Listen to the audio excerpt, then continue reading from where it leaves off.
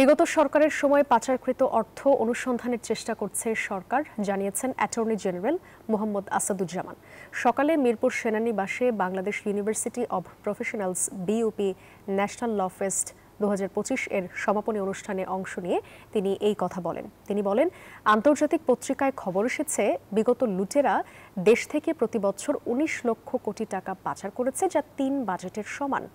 Attorney general বলেন, bar council পরীক্ষায় প্রশ্ন ফাঁসের কোনো সুযোগ নেই।